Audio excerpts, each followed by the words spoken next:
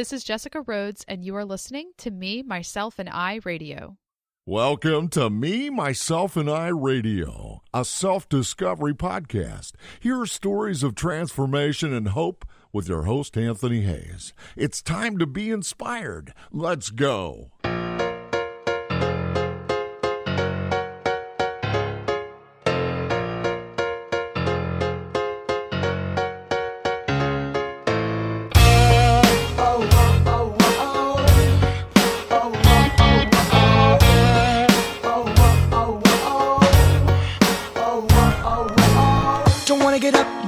It's early morning. Drank so hard last night, my lids are swollen. Got my guitar, gotta get to a studio. Got a track and I think it's gonna hit, yo. It's been so many years and there's been so many tears, and it's gonna be well worth the pain, see, when all my people line up to see me. Cause I got no money, got no home. If you enjoyed that introduction song, that is Lovestruck Robot coming through again with the tunes, this time with Do It All for the Dream. Head on over to lovestruckrobot.com or download that on iTunes right now. Good morning, good afternoon, hip hip hooray, me, myself, and I Radio Tribe. I'm super stoked for this message and this guest today. My co-pilot on today's self-discovery journey is an author whose book drops the 30th of January. She's a podcaster, a speaker, and the CEO of InterviewConnections.com, where she brings podcasters together with the ideal guest expert. Jessica Rhodes, let's get into Me, Myself, and I, shall we? Yes, we shall. Thanks for having me on the show. Yeah, no, just, thank you for your content. Thank you for you as an individual. And most importantly, thanks for coming on to let everybody know about your self-discovery process today.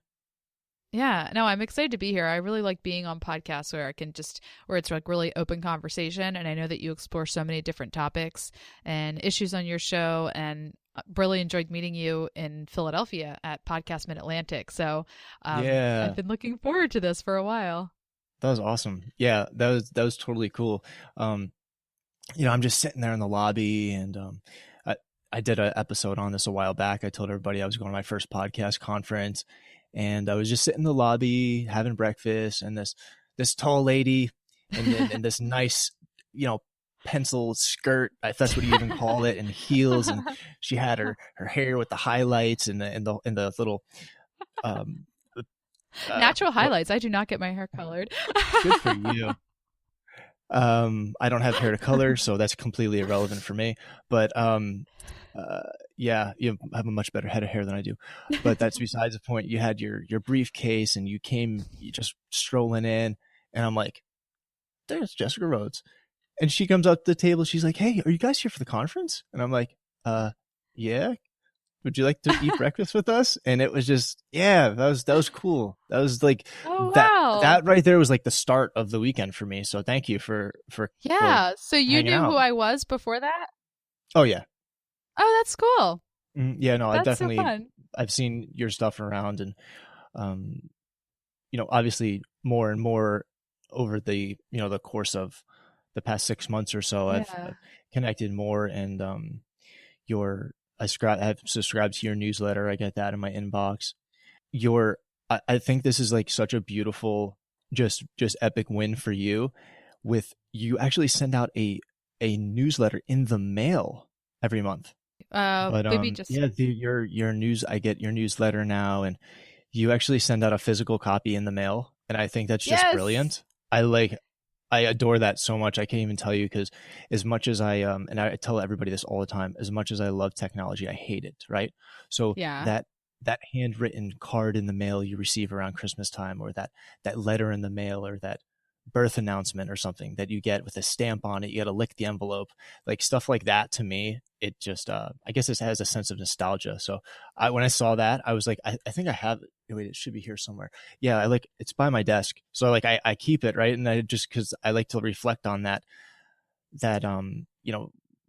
message that you convey, and you really go above and beyond what you do. I really appreciate that. Well, thank you. Yeah, I like sending a print newsletter just because in today's like digital world, it's so crowded. There's so many people, with what I do, I have a business in podcasting. There's a lot of different people that do what I do. And I just think it's more important every day to stand out and to do things that other people aren't doing. And I can't really think of anyone else in my space that's sending out a print newsletter. And it's just a great way to connect with people who you haven't touched base with in a long time. So I'm glad that you enjoy that.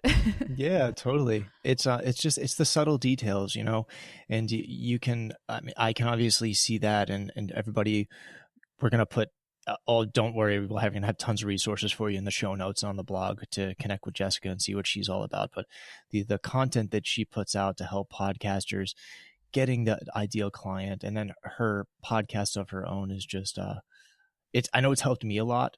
And I know that everybody out there, it's going to help you a lot too. So to get to this point, to the Jessica we know today, I'm sure that she's had quite a journey to be this, amazing human being, this amazing podcaster. And what exactly took it to, what did it take for you to get here? What was this discovery process like for you? So, a big part of my story and how I got to where I am was basically when I was 19, I got a job going door to door, canvassing for a nonprofit organization. And I did that for about 6 years.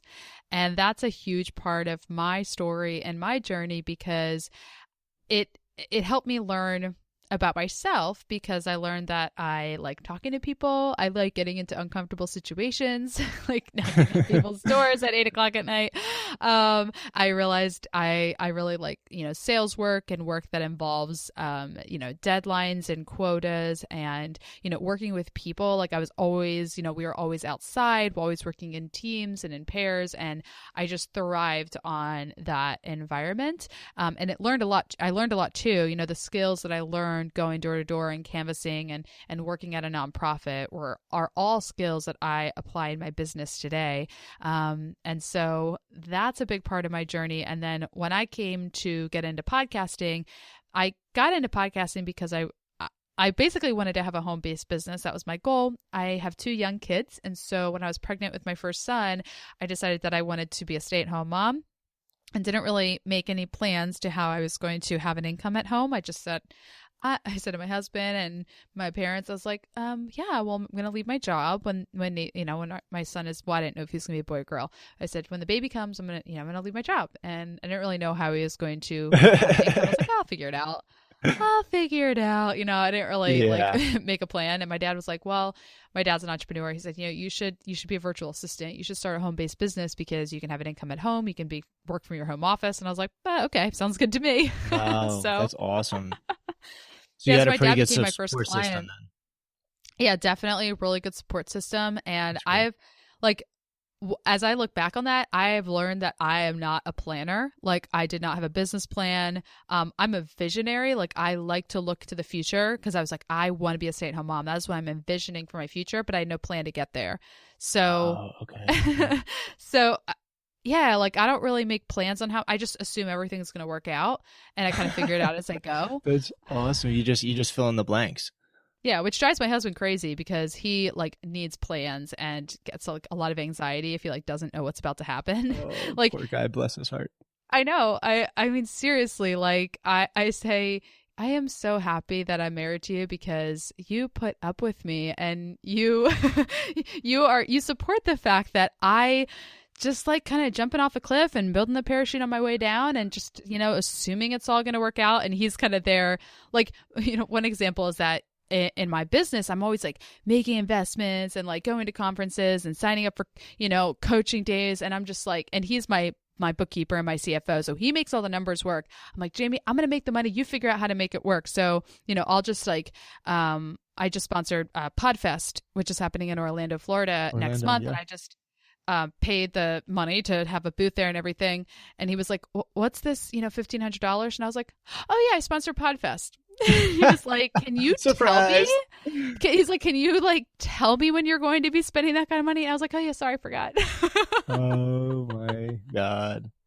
So I'm kind of a little bit impulsive in that respect, but I kind of just like let everything figure itself out. And I'm married to somebody and have a partner that like balances me out in that way. That is awesome. You know, the funny part about networking, getting to know people, and you know, we have these preconceived notions. Whether we want to or not, we judge book by its cover. Mm-hmm. So going into this, I pegged you for the complete opposite. So the fact that you're telling me that you're a little more like me makes me so happy. Because I'm the same way. I'm like, I have this grand scheme of all these things and all these ideas, and then I'm kind of like, how am I gonna get there? This is gonna be an interesting discovery process. So that's awesome. Totally. I think that's really common with people like ourselves who have podcasts and like kind of have created brands and like creative things. We're visionaries and we're creative people and we're ambitious. But there's a lot of like small, steps that need to be taken to actually make all that come to fruition. And I think that's why it's important to have like a good partner or good people in your team, people like a good support system, whether it's in your personal or professional life, people that can kind of fill in the blanks there. Because I tell my husband, I said, I would be bankrupt if it weren't for you, because I am, I am not the person that is going to be like tracking the finances and balancing the budget. I know I should learn. I know. And I try, but like at the end of the day, that is still where his skill set is. And my skill set is in making the money. Yeah, no, at the end of the day, you need that $350 microphone. You need that soundproofing. I get it. I'm right there with you. I am right there. Exactly. Well, I'll just figure it out later. It's for the podcast. It's going to be awesome. Yeah, I'm figuring this whole thing out myself. And that's kind of like the podcast is what it's become. It's become, my personal self-discovery journey.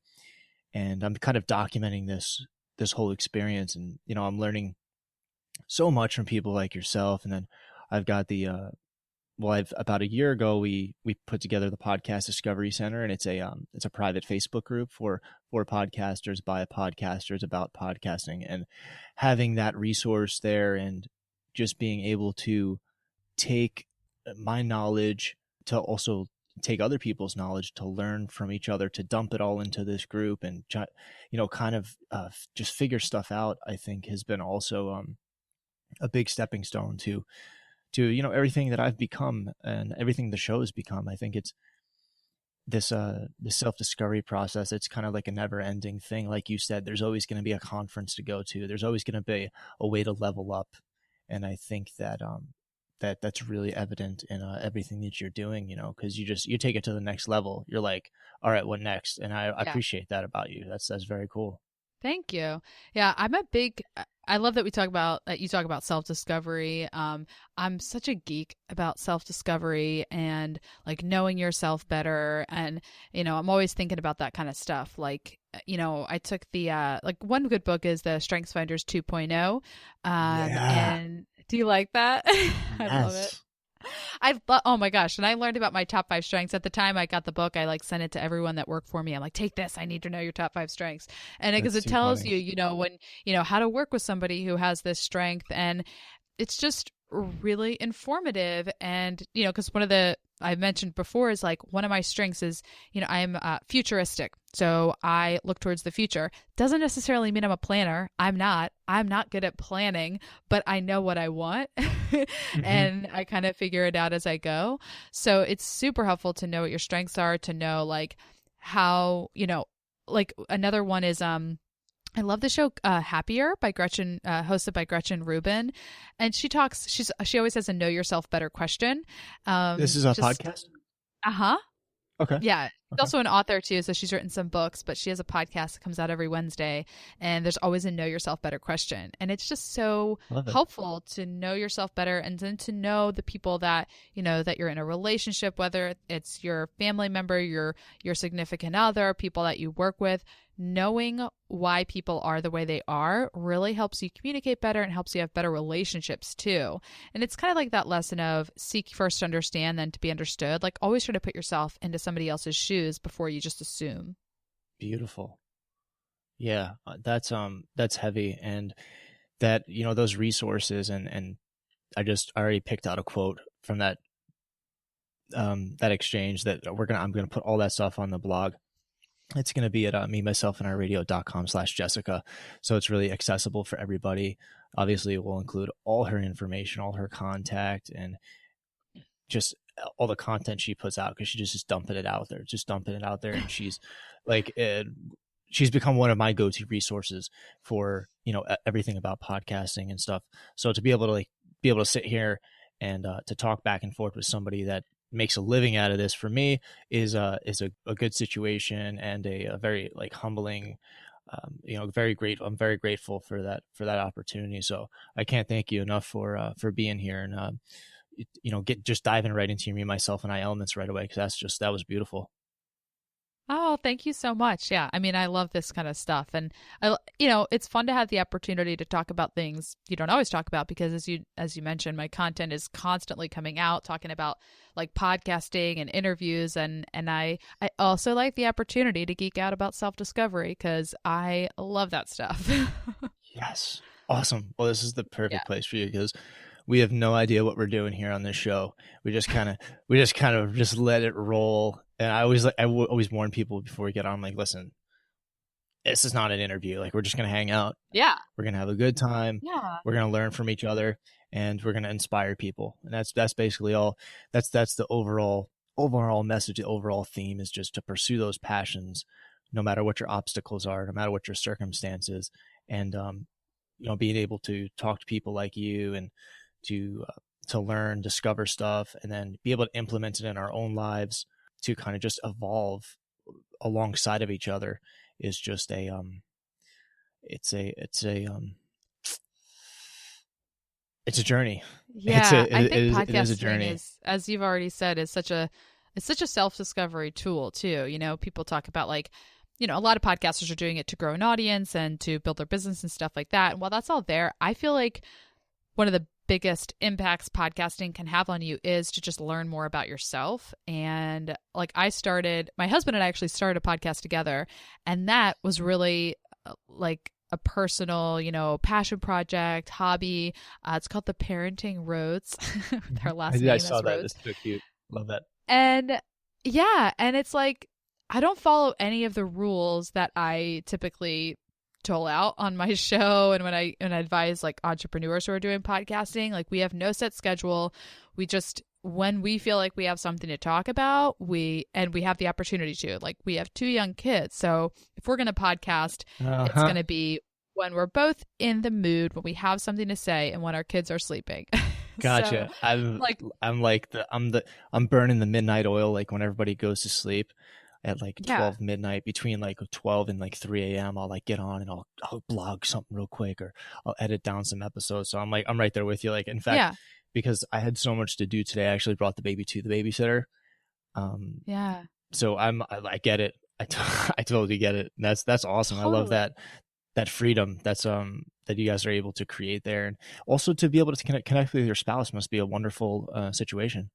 Yeah, and it's like, I kind of start with like, that's the self-discovery process, because when we first started the show, we thought, we kind of thought about like the format and what the purpose is. And we had this whole kind of like idea to it. And then that kind of changed. Like, each episode, we kind of approached it a little bit differently. So if you listen to episode 1, episode 3, episode 4, like, they're all pretty different. And even in the most recent episode, we pretty much like broke all of our rules, and we talked super openly about the election, about politics. And I basically said in the front, I'm like, listen, I might offend you here. Like, I normally, like, I won't go there on Facebook and stuff, but I'm like, this is basically a personal journals podcast. Like, we're going to be totally open here, and we're just going to talk. And it was my favorite show that we've done, my favorite episode that we produced, because we were totally transparent and we were unfiltered. And I also, with that episode, I changed like the audio for the intro. Like, I used a different song that matched the tone of the show so much better. Oh, very cool. So I grabbed one of my brother's other songs, and I was like, wait, this song totally matches the feel of the show, and it just felt more natural. So that was really fun. And I've also learned by doing that show with Jamie that like I have to work on not being so controlling, because Like it's a co-hosted show, so working out to step over like what he's saying and try to like co-host it, not just host it with an assistant. No doubt. Yeah, I can totally relate to that because I tried to have a quote unquote format, and I went through like different transitions, and this most recent relaunch of the show was kind of like right around the time of the conference. Actually, I had planned on having the show kind of launch right around that time, and that's September, which I did, and it was just like you said, just a little subtle changes. Let's change the music up a little bit, and just I really didn't feel like I was so much myself early on, and just as it's progressed, it's kind of morphing. I don't really know where, but it's like it's evolving every single day. So for me, this just works better, and I know I've actually gotten some pretty good feedback, which is awesome. I know you you can appreciate that too when somebody reaches out and is like, oh dude, that was such a cool episode, or love that, so just being able to experience that and to be able to share our message with our audience or those entrepreneurs or those business people it's a powerful thing.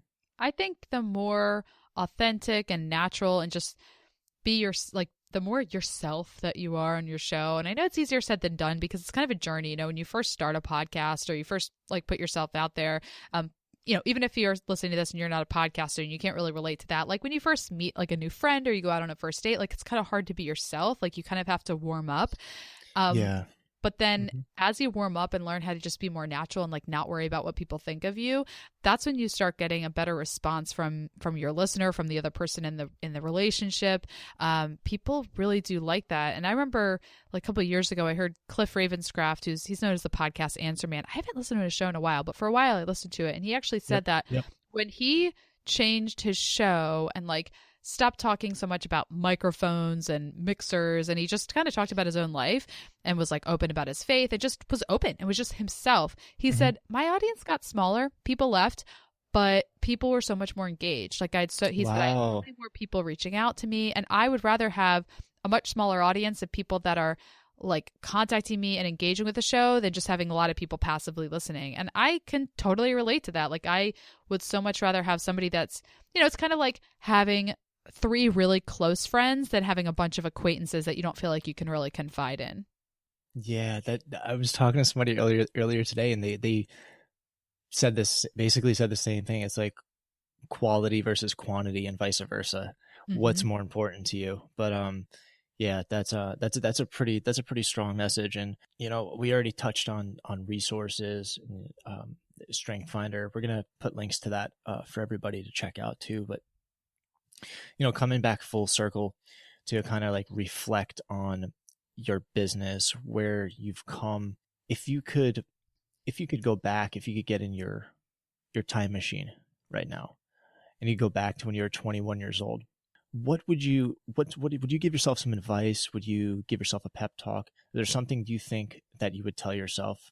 When I was 21, I remember interviewing for Teach for America, which would have been a terrible job for me. So I don't know why I was interviewing for it.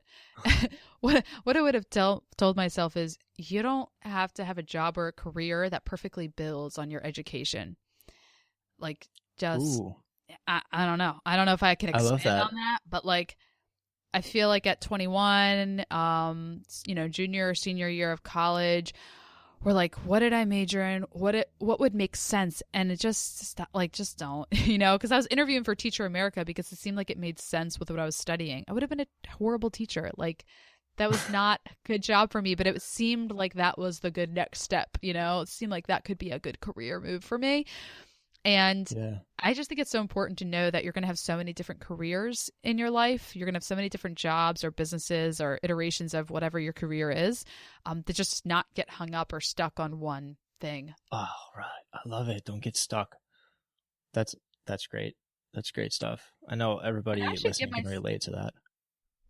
And I need to give myself that same advice even today too, because like as a parent, I know you can relate to this. Like we think that a decision that we make is just set in stone forever. It feels like every decision we make as it relates to our kids is like, set in stone. And people always tell me, listen, you can always change. You can always do things different each year, each month, and each day.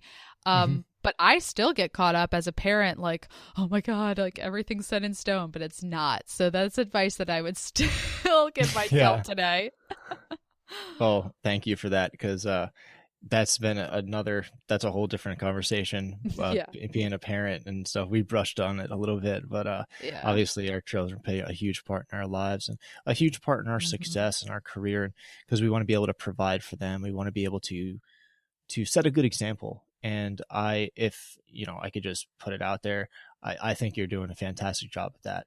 Just being able to watch you alongside, see what you're doing, watch your videos and stuff like that. There's so much passion in what you do. I think you're going to instill that in your children. So I hope I can do the same. That's all I have to say about that. Well, thank you. No doubt. Well, Jessica, like I told you, it's been such a pleasure to get to know you. I already know where to find you and stuff, but I don't think everybody else does. So where can we connect with you? Where's your projects? What's going on in your life that you want people to know about? Yeah, so I would love to give a little plug to my book, which you mentioned is coming out January 30th. It's called Interview Connections, How to Rock the Podcast from Both Sides of the Mic. And you can get the paper hard copy cover book for free. It's just shipping and handling, I think, of like $7 or less at interviewconnectionsbook.com. So you can get the book there. And my main website is jessicarhodes.biz, RHODES. And that's where my podcast and my blog and my videos are. So if you're interested in the content that I have or connecting with me on social media, all the links are there. Awesome. Yeah, I can't wait for that. I saw it I want to say it was an email when you announced that with the book and stuff. And I was like, oh, we gotta rock the podcast. Yeah. It's just, there's no other way around it. And we're able to do that here today on Me, Myself, and I. At the end of every show, Jessica, I always tell everybody, no matter what you're going through in life, no matter what your circumstances are, to control the controllable. As for the rest, keep on flowing and just be. This has been Me, Myself, and I with my lovely guest, Jessica Rhodes. Jessica, thank you so much. Thank you for having me. You've been listening to Me, Myself, and I Radio with your host, Anthony Hayes. Tune in next time. Tell me what to do.